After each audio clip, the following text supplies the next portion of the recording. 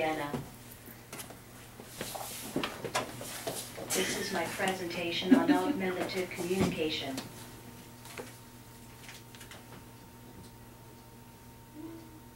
There are many reasons people are nonverbal.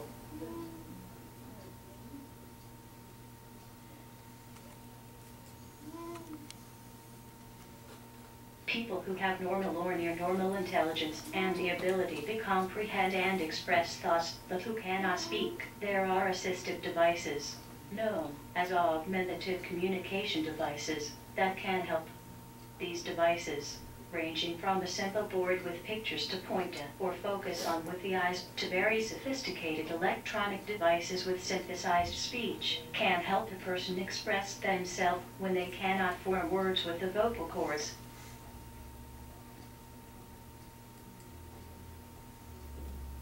The technology used for augmentative communication is similar to a prosthesis, which is used for a person with a single limb. In that sense, this technology could be considered a communication prosthesis.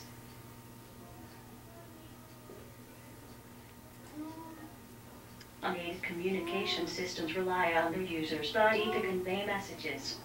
Examples include gestures, body language, and sign language.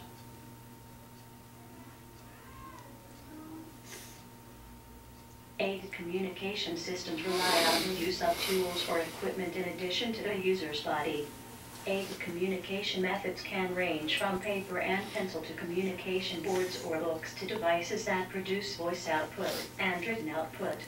Electronic communication aids allow the user to use picture symbols, letters, and words and phrases to create messages.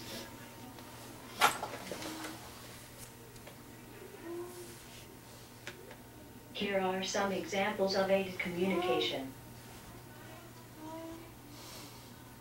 A switch is an accessory that aids a person with special needs in the area of communication. Switches come in all sorts of sizes and configurations, and they serve different purposes and individual needs. Eye gaze is another example. As a user sits in front of the eye gaze monitor, a specialized video camera mounted below the monitor observes one of the user's eyes.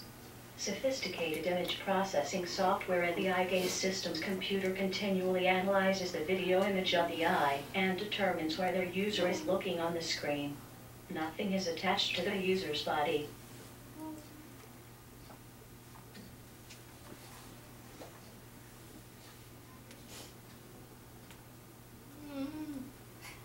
As you probably know, Stephen Hawking uses a communication device.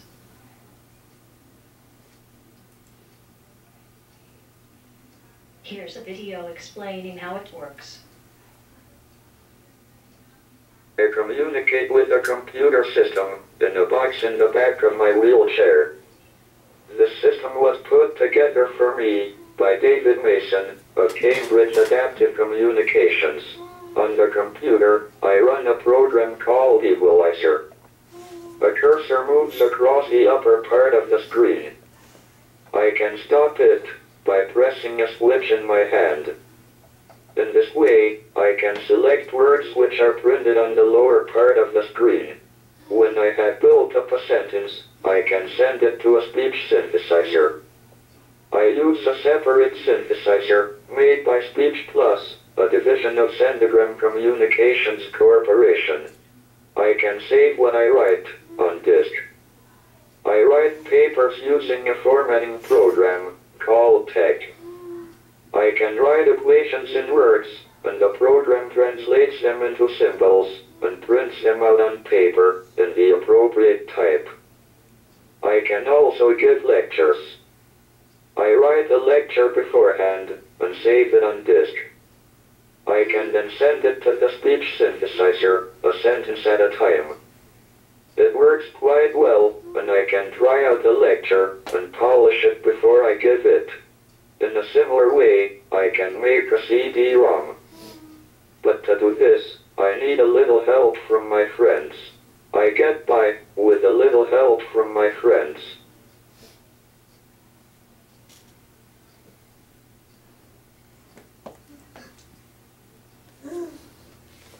Stephen Hawking says, if one is disabled, it is probably not your fault, but it is no good blaming the world and expecting it to take pity on you.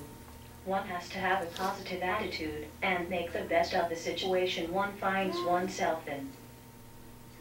If one is physically disabled, one cannot afford to be psychologically disabled as well. In my opinion, one should concentrate on activities in which one's disability is not a serious handicap. I agree with him. I hope you enjoyed my presentation.